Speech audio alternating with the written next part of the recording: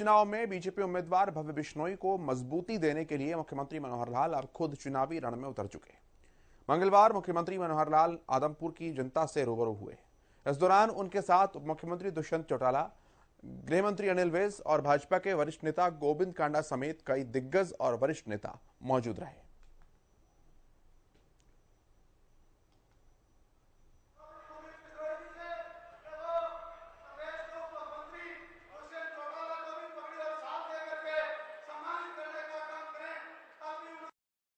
केवल यहाँ के क्षेत्र के गालियां दी होती अलग बात है। जब 2014 में इनको टिकट नहीं मिली थी तो इन्होंने भूपेंद्र सिंह हुड्डा को भी कितनी मनमन की गालियां दी थी कि इन्होंने मेरे साथ धोखा किया है।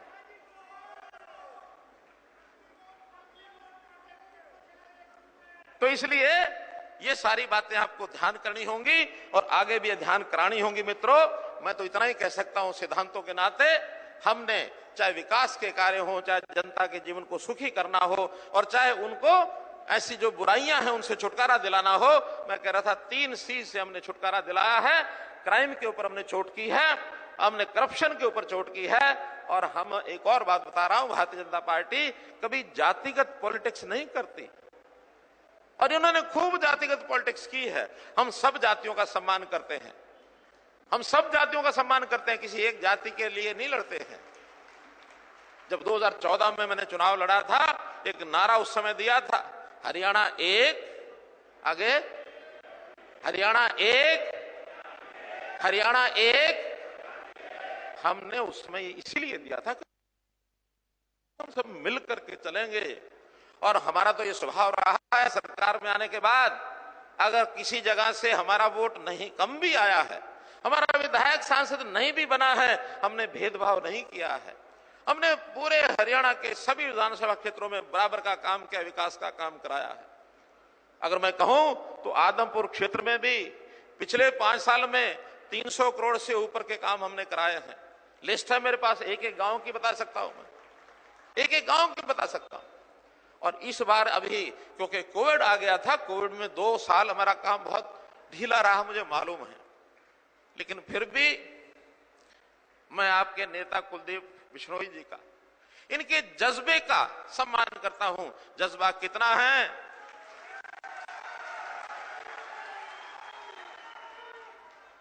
विपक्ष में रहते हुए भी ये आते थे, काम की लिस्ट लेके आते थे, बैठ जाते थे, सीएम साहब ये काम मुझे जरूर कराना है, मुझे अपनी जनता के लिए यहां से काम करा के ले जाना है। हम भी कहते हैं आप जो काम बताओ सारे काम करा दें। हमने इनके कहने पर बहुत काम कराए हैं। काम के नाते अगर मैं उसकी चर्चा करूं तो इस ढंग से करता हूं कि हमने 5 S को प्रमोट किया है। 5 S क्या है? शिक्षा है, स्वास्थ्य है, सुरक्षा है, स्वावलंबन है, स्वाभिमान है।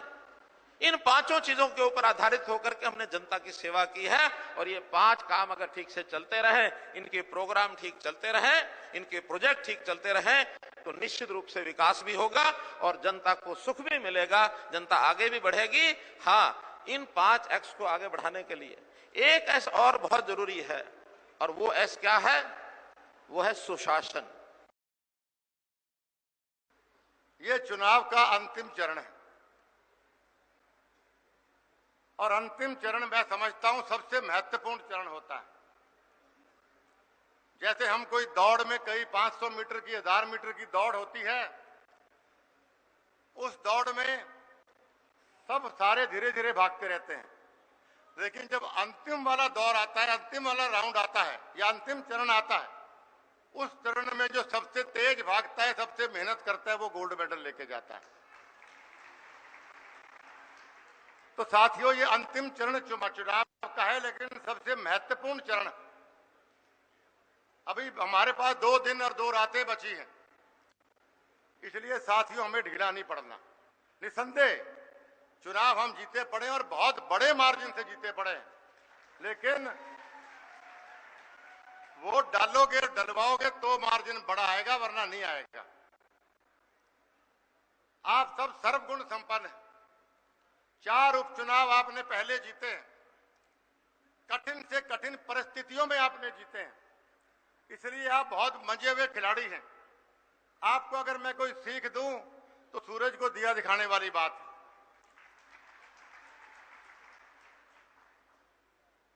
यहां पे तो हर वोटर, हर व्यक्ति, माननीय मुख्यमंत्री जी, यहां पे तो चौधरी भजनलाल जी की कथनी को अपने जवान पे रखते हैं कि भाई कोई बड़ा रिश्तेदार आ जाए, कोई बड़ा पूर्व मंत्री, पूर्व मुख्यमंत्री आ जाए, ये मान सम्मान बहुत करते हैं। मैंने बहुत सोच समझ के आप सबसे राय लेके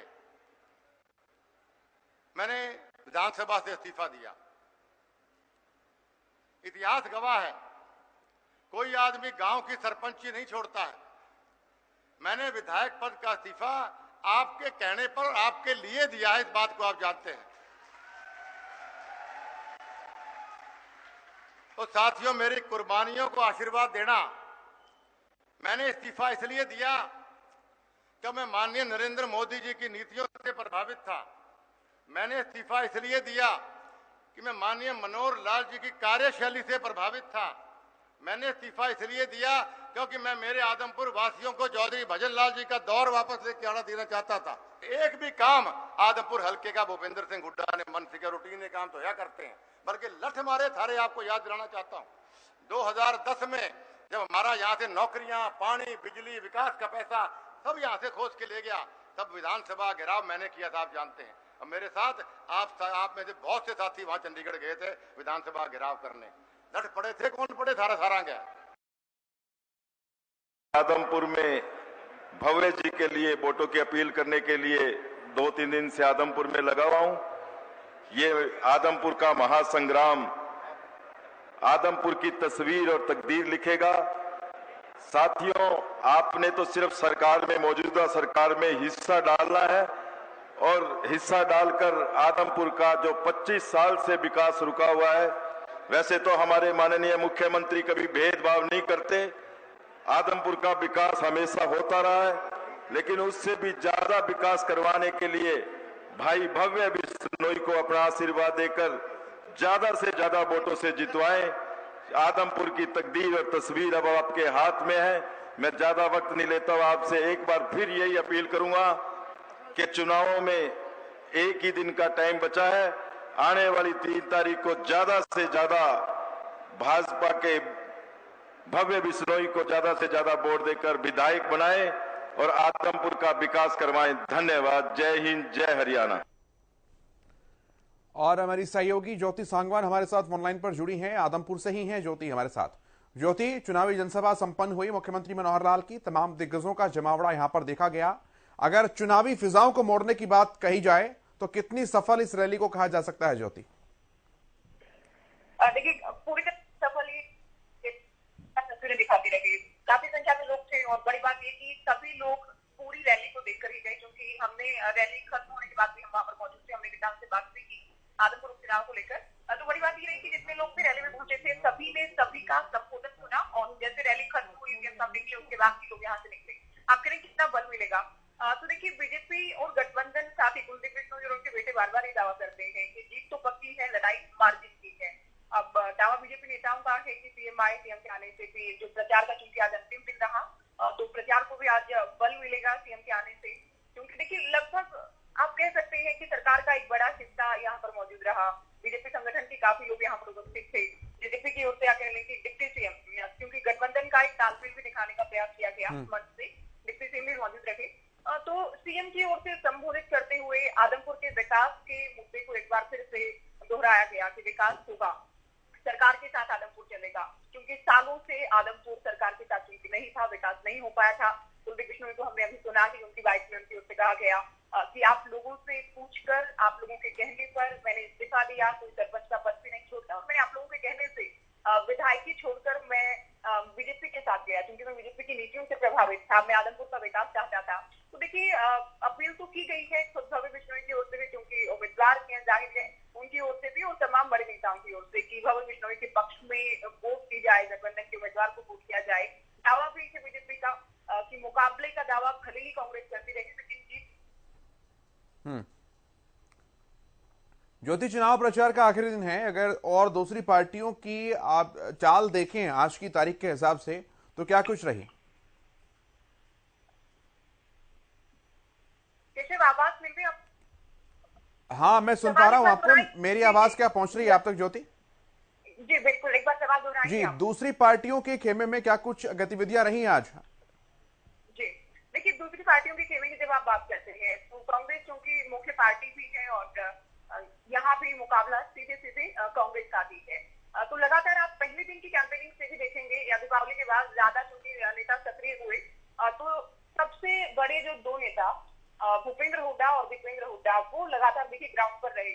जो राजनीति को जानने वाले लोग हैं या समझ रखने वाले या दिलचस्पी रखने वाले लोग हैं, वो खुद ही कहते हैं कि उम्मीदवार भले ही जैसे ही हैं, लेकिन चुनाव भूपेंद्र हुड्डा खुद को उम्मीदवार समझकर लड़ रहे थे। उनकी ओर से पूरा जोर लगाया गया।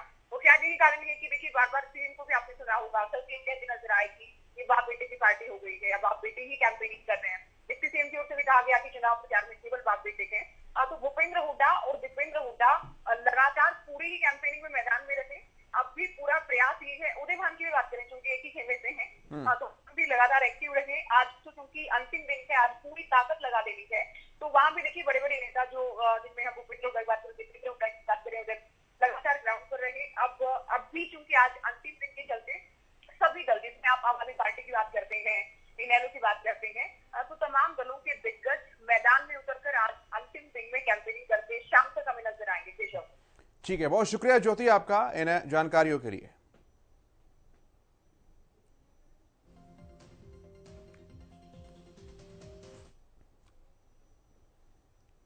चलिए आगे बढ़ते हैं और एक बड़ी अपडेट है, पहले वो आपको बताते हैं।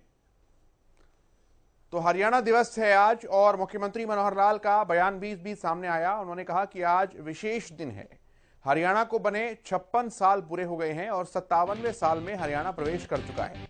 56 साल पहले के हमारे बुजुर्गों के कुछ सवाल होंगे। हरियाणा के बनते वक्त कई तरह के सवाल थे। देश भर के प्रांतों में हरियाणा नंबर 1 पर होता है, ये बात मुख्यमंत्री मनोहर लाल ने कही है। तो आपको बताएं, 1 नवंबर 1966 को हरियाणा का गठन हुआ था। संवैधानिक तौर पर हरियाणा अस्तित्व में आया था और आज 1 नवंबर 2022 को हरियाणा अपने 56 साल पूरे कर चुका है और 57वें साल में प्रवेश कर चुका है। इस पर मुख्यमंत्री मनोहर लाल ने विशेष दिन इसे करार देते हुए अपनी शुभकामनाएं सभी प्रदेशवासियों को दी। मुख्यमंत्री मनोहर लाल ने इस बाबत क्या कुछ कहा, जरा वो आपको सुनवाते हैं। वो है हरियाणा का 57वां स्थापना दिवस। हरियाणा बने 56 साल हो गए हैं। 56 साल पूर्व हमारे कुछ बुजुर्ग यहां बैठे होंगे, जब हरियाणा बना था 1966 में, उस समय की उनको संभाल होगी।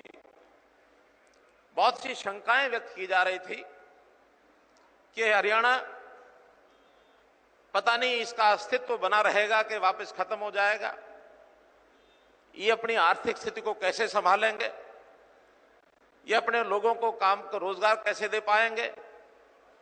यहां दक्षिण हरियाणा में तो बिल्कुल कोई घास भी उगता नहीं है, पानी पहुंचता नहीं है, उद्योग नाम की कोई चीज नहीं है, शिक्षा के संस्थान भी बहुत कम थे, रोजगार भी कम थे। लेकिन आज का हरियाणा, मैं दावे से कह सकता हूं कि आज देश भर के जितने प्रांत हैं, सब प्रांतों में हमारा स्थान नंबर 1 पर, नंबर 2 पर दर्ज होता है। तो मुख्यमंत्री मनोहर लाल ने कही कि जितने भी प्रांत हैं, यानी कि जितने भी प्रदेश हैं, पूरे देश भर में नंबर 1 और नंबर 2 पे हरियाणा रहता है। 56 साल अपनी उम्र को हरियाणा पूरा कर चुका है और 57वें साल में हरियाणा ने प्रवेश किया है। बहुत सारी चुनौतियां हरियाणा ने इस दौरान देखी। उतार चढ़ाव के कई सारे दौर को हरियाणा ने देखा और उसके बाद तमाम चुनौतियों को चीरता हुआ हरियाणा